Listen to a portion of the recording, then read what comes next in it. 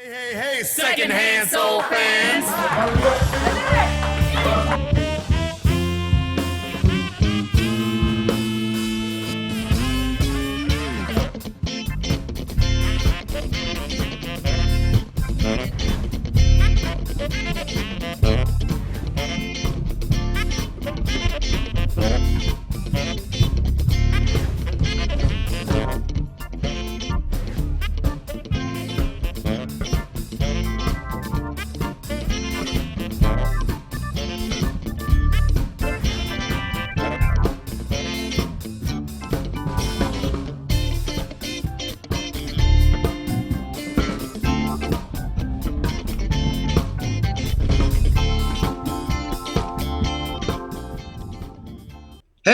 Hey, secondhand soul fans. It's me, your friendly neighborhood soul man, Lyle Dynamite Miller. And I'm here with Kathy Fern.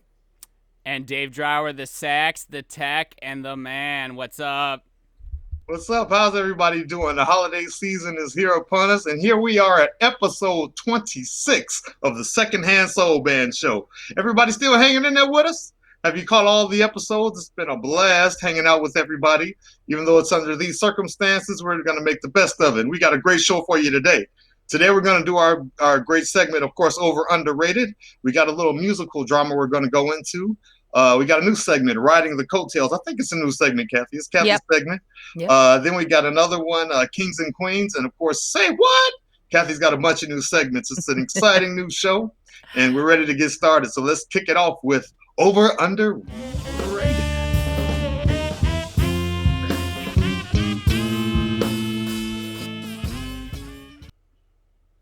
All right, it's time for Over Underrated, that famous segment on the Secondhand Soul Band Show, where we look at an artist, we examine their career, and we decide if they're overrated, underrated, or getting just the right amount of praise. Who do we have today, Dave? Today we have Sam Cooke. Sam Cooke, the king of soul. The king of soul, that's correct, sir. He's our second king that we're doing here on the segment, so I'm excited to get going. What do you think about Sam Cooke, man? Well, Sam Cooke, he is the king of soul. He's the essence of soul. Sam Cooke, you have to understand, when he was coming up, you had artists like Lloyd Price and Nat King Cole were famous singers out there. And Sam Cooke started out in gospel music. In gospel music, you really had to feel it. You had to bring people in.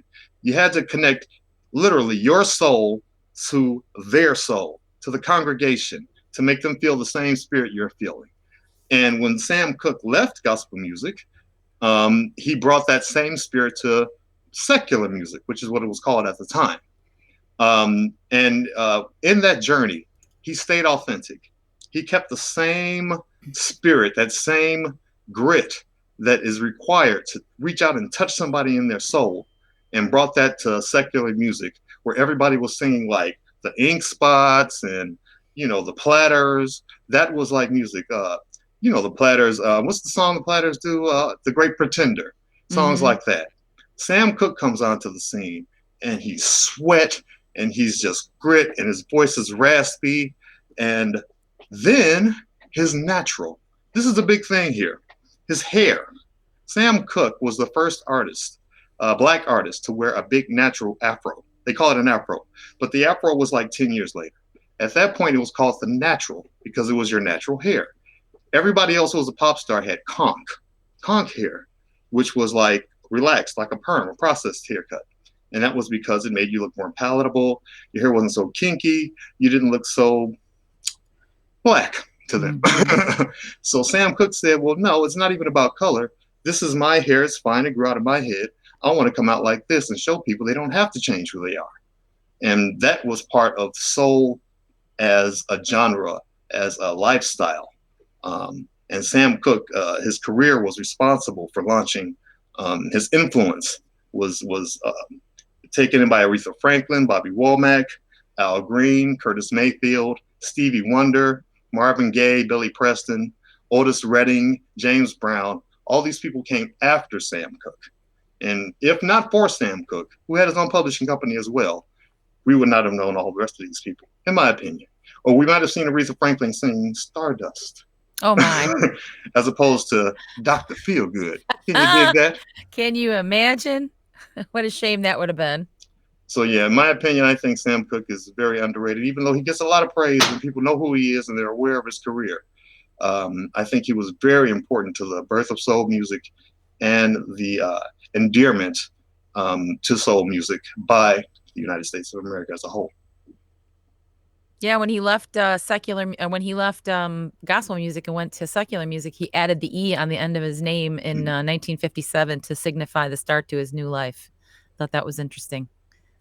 Yeah, yeah, he was always progressing forward. He wanted to see how far he could. He's from Chicago, or when he was very young, he came to Chicago to live here. By the way, right. And it's an interesting thing, even at a young age. When Sam Cooke joined the Soul Stirrers, Sam Moore of Sam and Dave, Sam Moore was the lead singer there, and Sam Moore is a monster in terms of his range, sing really, really high. And when he would go into, his scream in church, that would blow people's brains out, And when Sam took his place, he couldn't compete with that. He didn't have the range to. No. So he would over enunciate the words and make each word mean something. And whoa, whoa, he put that riff was his creation that distinguished him, and he would put the riff on words to make that almost word like a run, like a start of the run. Yes. So, and before that, nobody would do a thing like that. Yeah. Run, that would be weird. Could you imagine Nat King Cole doing a run? No. Like, it didn't happen. And Sam, he said, I can't sing as high as Sam Moore, but I can do this. And that was creative. His thing going forward. Yep. Sam Cooke, definitely underrated. Yeah, I mean, I didn't really know much about him a few years back, and then I'd seen a documentary, and I was so interested to learn more about him and see how he did precede so many famous people, and how he really took the time with his business sense to make sure he owned a lot of the rights. And I think he got a lot of pushback for that, which we will find out later about what happened. But I think also, as far as being over or underrated, I do believe he's underrated, only because he's not as well known. And he really did blaze the trail for a lot of people. Agreed. 33 years old when he died. Wow. And look at what he did for 33 years, right? Yep. All right, it's my turn. And here we go. Sam Cooke is the king of soul. This is the moniker that we have given him, right? So we've done one other king here on the segment, and the last king was the king of pop, and it was Michael Jackson. And there was no way I could say that Michael Jackson was underrated. He's the king of pop, right? So here we have the same example. We have the king of soul. How can I actually honestly say that he's underrated? He's, my friends, the king of soul. I don't know. You can't get much better than that. But let's talk about Sam Cooke, because Sam Cooke, man, he's a Chicago cat, and we love Chicago, and Chicago was big in music. So if you're going to say the king of soul is a Chicago cat, then hey, I'm going to be saying some more. But honestly, he's an old school guy. He's a jazz guy. This is yes, he sang in the church, and he had very, very church-driven music. But where did jazz come from, right? So jazz with the church and with New Orleans, and he's a jazz guy. Listen to him sing Summertime. It's a hardcore jazz tune. And yes, like you listen to his old stuff, and you're going to say that it's soul. It's soul. Like, it has the background dancers and all this other stuff. But even Lyle was just talking about his little signature thing, and Jazz Cats, man, we would call that an enclosure. There's nothing special necessarily about that. And he was the first one to do it.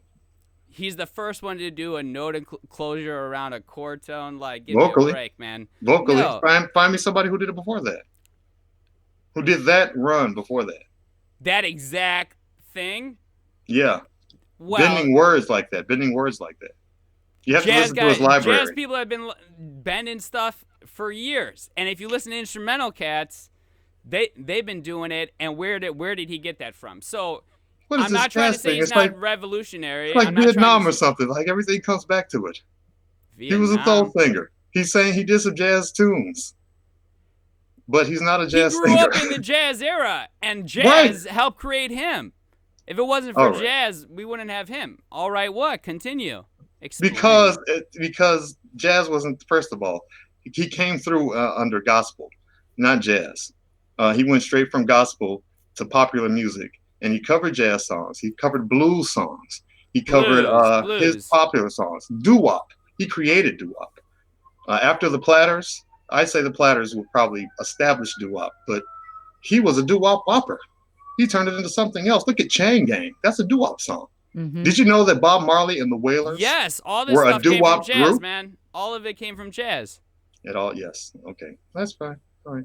It all came from everything. Came from jazz.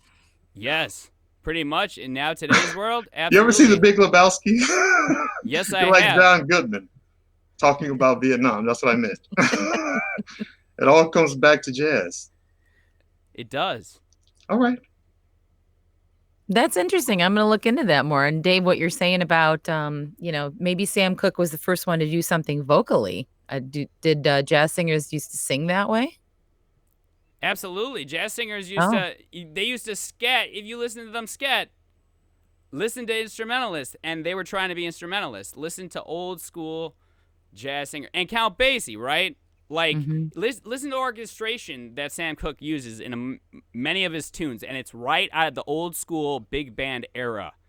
Even if it had strings, it was still that same thing. And that's what Ray Charles used when he did Georgia on My Mind, right? And you could see it through time, right? That thick orchestration. And yes,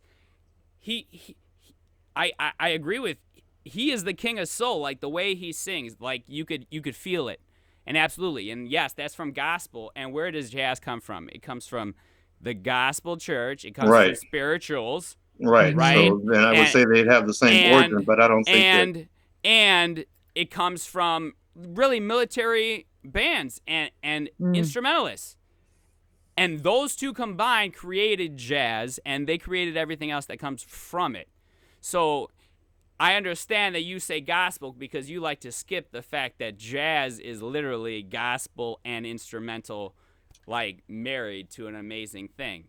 But listen to his music, and it's orchestrated beautifully like that. Those gospel spirituals were born in cotton fields like 200 years before any recordings. And that has to do with the singing. Exactly. That's not harmonically. That's the marriage of it. That's fine. That's fine. All of the stuff that Ray Charles was playing when he came out of the church was gospel music. Those are gospel changes. Those are hymnal changes. Even the stuff that Sam Cooke was doing were hymnal changes. You send me, those are hymnal changes. He did multiple blues tunes all over the place. And where does that come from? It comes from gospel music. You're proving my point. All right.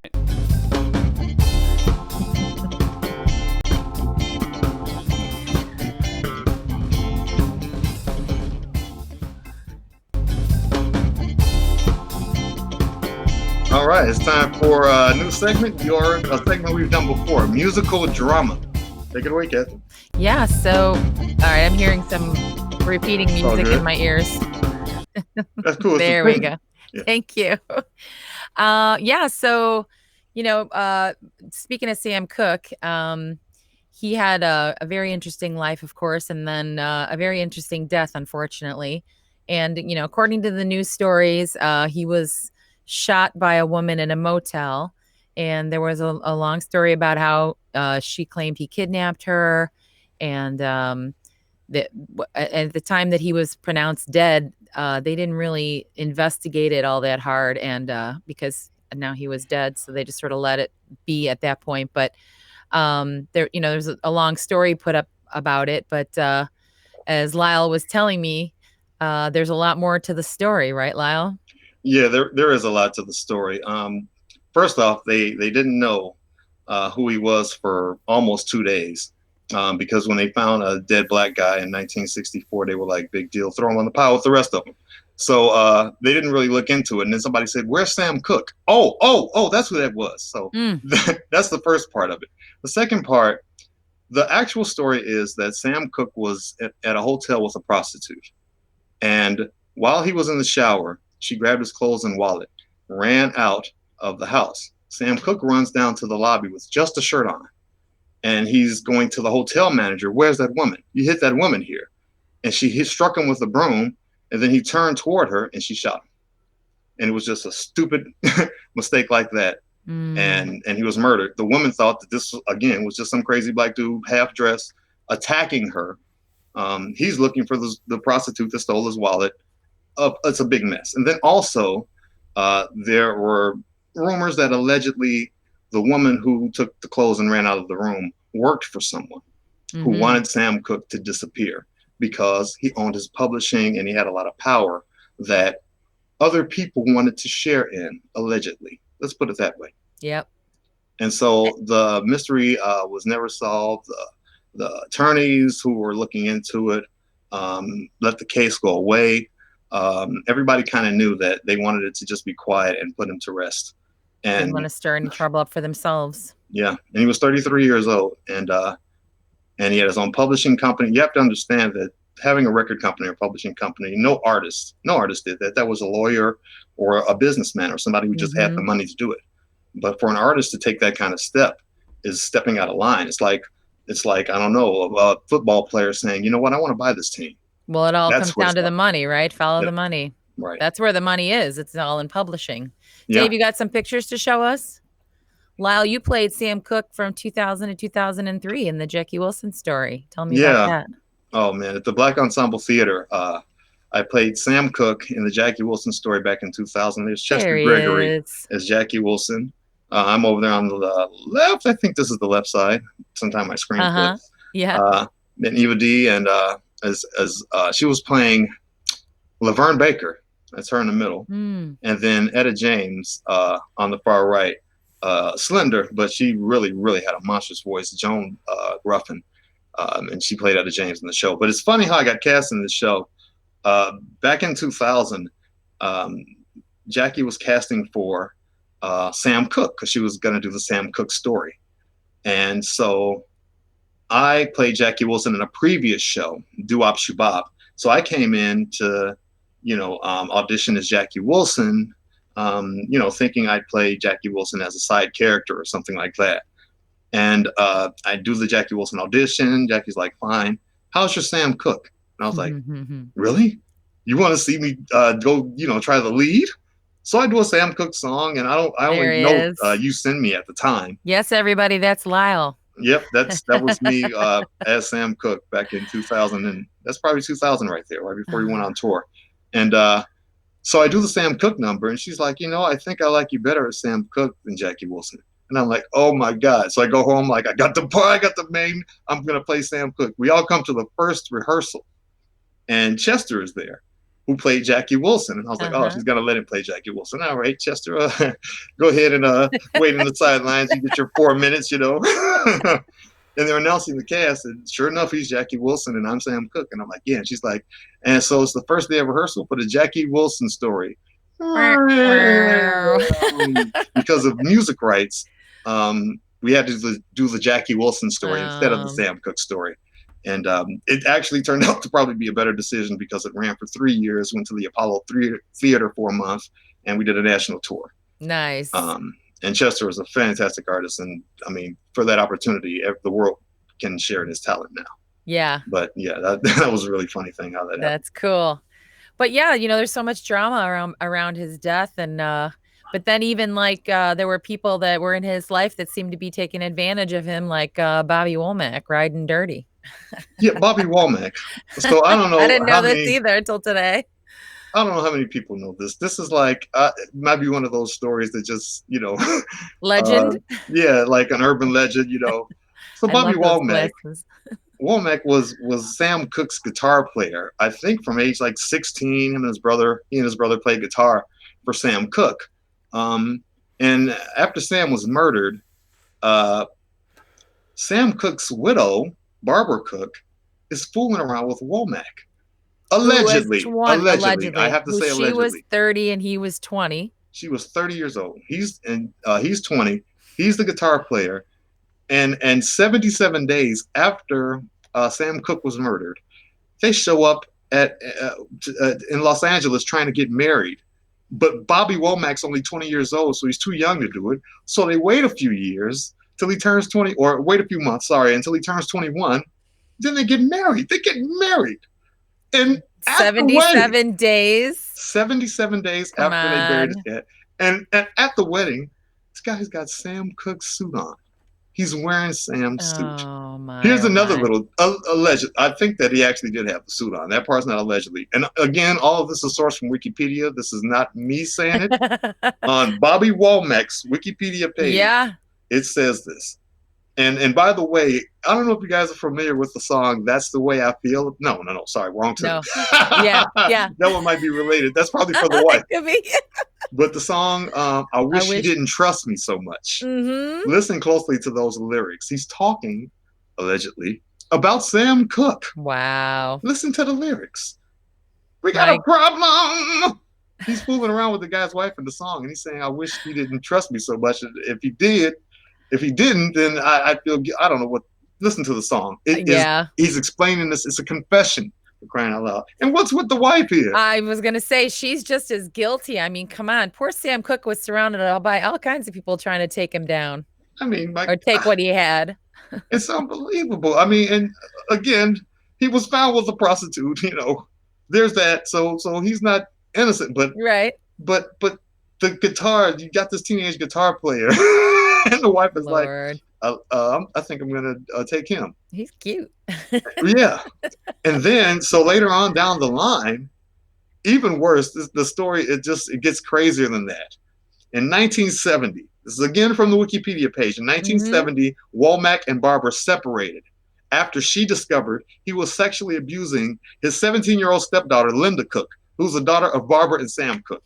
This guy is running through the whole family here. World. It's unbelievable. Allegedly running through the whole family, and so then she got rid of, I don't know, he was probably closer to her age anyway. Oh God, it's terrible. Okay, yeah, so that's a lot of drama with Sam Cooke and Bobby Womack. That's some crazy stuff. It really is. Wow. Who's our guitar? Who was the guitar player? I'd keep an eye on you cats, man. What the hell kind of stuff is going on? Gotta watch those guitar players. Watch the guitar players. Man, wish you didn't trust me so much. Oh wow. Well, Sam was surrounded by people who maybe wanted to take what he had, but also people were trying to emulate him too. And so the next person we're talking about is Johnny Taylor. I didn't realize there was a connection here with him and Sam Cooke. He was in the Highway QCs, the gospel group that Sam Cooke started in the 50s. And when Sam decided to move on to the Soul Stirrers, Johnny Taylor stepped up and took his spot. And then when Sam decided to leave the Soul Stirrers to become a secular artist, again, Johnny Taylor jumped over to the other gospel group and took his spot with the Soul Stirrers. And they said back then his singing was very strikingly close to that of Cooke. So he was hired to take his place with the Soul Stirrers.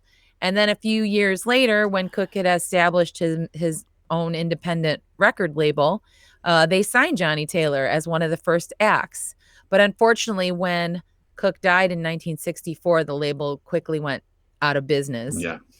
He moved in 66 to Stax Records in Memphis, and he became the philosopher of soul. That's his moniker. Ooh, Johnny Taylor. And he recorded with Booker T and the MGs, so they were the house band. Had a bunch of hits. Who's Making Love? Yeah. I've Got to Love Somebody's Baby, written by Isaac Haze and David Porter. Jody's Got the Girl. Yep, that one. He got married in 1970 to Girlene Rocket. And he became a big R&B star with a dozen charts hits, including what you just said, Jody's Got Your Girl and Gone. Got to number 23. That's probably my favorite. Yeah, I Believe in You, You Believe in Me, as we all know.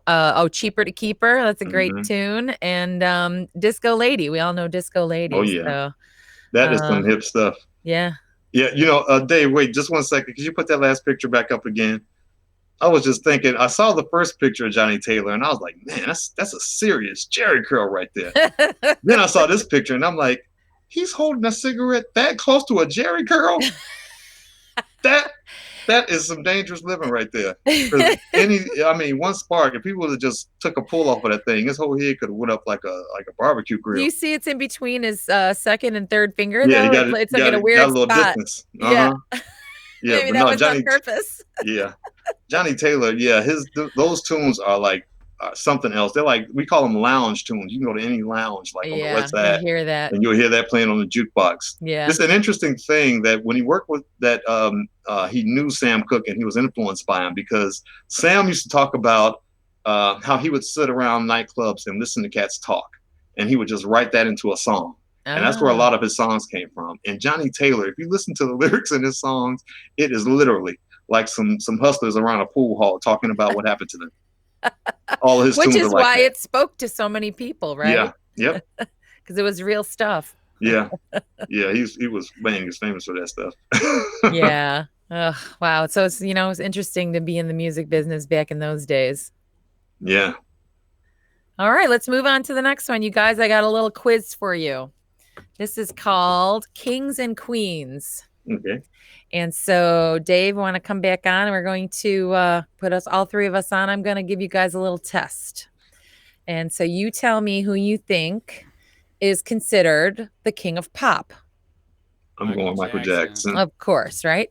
Yeah. Who is the queen of pop? Madonna. Yeah, No? we talked about her last week. That's okay. who's showing up anyway. I mean, these are all, someone's opinion, but how about the king of rock? Elvis Presley. Correct. Not correct, but it's the right answer. That's right. That's what they're saying. I know. I could think of other people. How about the queen of rock? Which is funny. I was driving with my kid and she came on the radio and he played a song for me by Big Brother and the Holding Company. Wow. And he's like, I really like this song and I like this singer. I'm like, do you know who that is? And he says, no, he's 19. Janis and I'm like, Joplin? keep listening. Yeah. And he did not know it was Janice. So yeah, she's considered the queen of rock. We talked about her earlier. Yeah, that came up before. Yeah. Mm-hmm. So I thought that was cool. He knew the song, but he didn't know the artist. Right. Yeah. Then I played a couple other like really hard, heavy songs by her, like Try and Piece of My Heart. And he was like, whoa, I really like this girl. I'm like, that's cool. I raised you right. Yes. Yep. Also proves that she is the queen of rock. I guess it endures. Yeah. I guess. Right. Yeah. Another one with a short career. She was only 27 when she died too. Yep. Okay. How about King of Funk? I'm going to go with Wilson Pickett. That's not James what I Brown? found. No, I would have said that too, maybe. Oh, it's going to be George Clinton. Yes. Fine. All right. That's what it is. Some of these people are just the ones who became the most popular in that genre, not necessarily who you'd say is the, quote, best, right? Right. Yeah. How about Queen of Funk? Queen of Funk, I'm going to say Shaka Khan. Mm-hmm. Oh. Okay. King of Soul. We just talked about Sam that. Cooke. Mm-hmm. And then we said the philosopher of soul was Bobby Womack. Wow. Queen of Soul. Aretha Franklin. Yep. All right. These two, I don't know. This cracked me up. King of Disco. I'm going to go with Sylvester. That, I would agree with you there. This name is like from my past. I'm like, why do I know this name? Any I know what you're going to say, I think. Danny Terrio? No. Oh.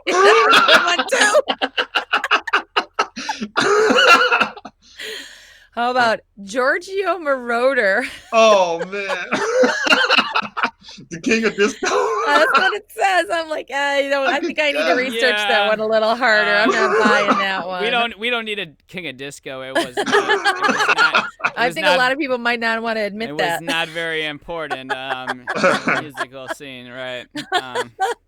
Moving on. And then finally, the queen of disco. That's got to be Donna Summer. Yes. Good job, everybody. Oh, all right. You scored like a 99 out of 100, I think. Not bad. All right. On funk.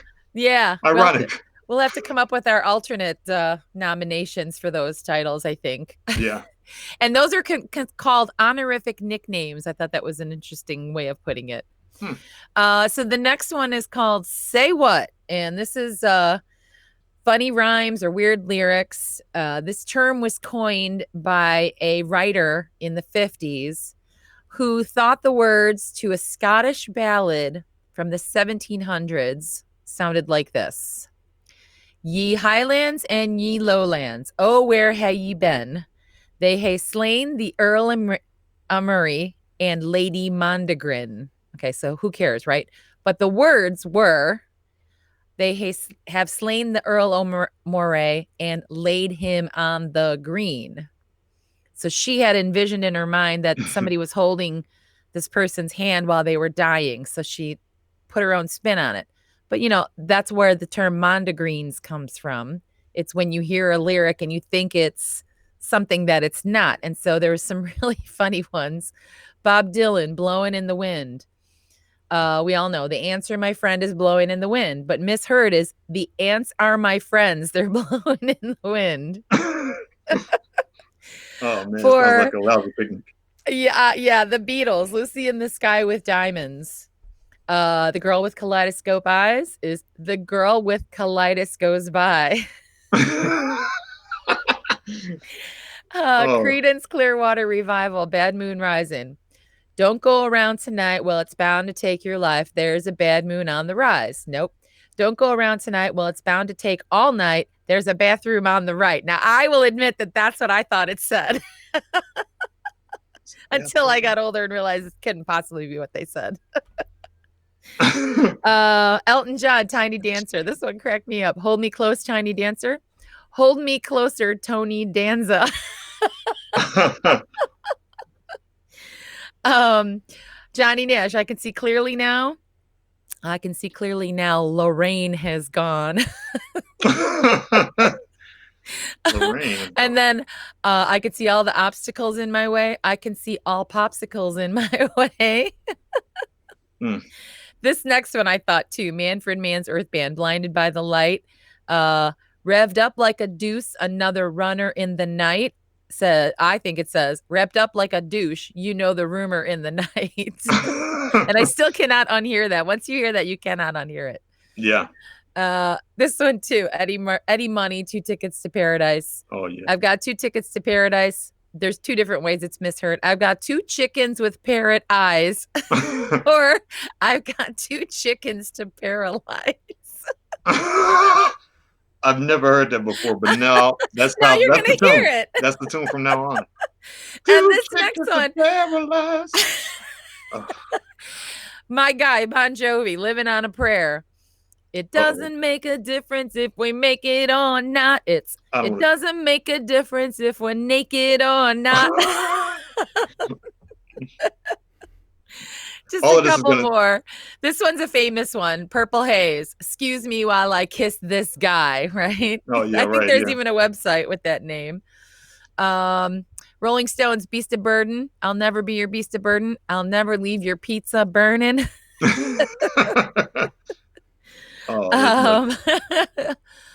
Let's see. Smokey Robinson, I second that emotion. I second that in lotion. That made it dirty. And finally, Three Dog Night, Joy to the World. Joy to the fishes in the deep blue sea. Joy to the visions that the people see. So, you can work really hard on your lyrics and people are still going to mishear them and sing whatever the hell they want. Yeah, I heard one probably more recent from TLC from Waterfalls. Don't go chasing waterfalls. Yeah.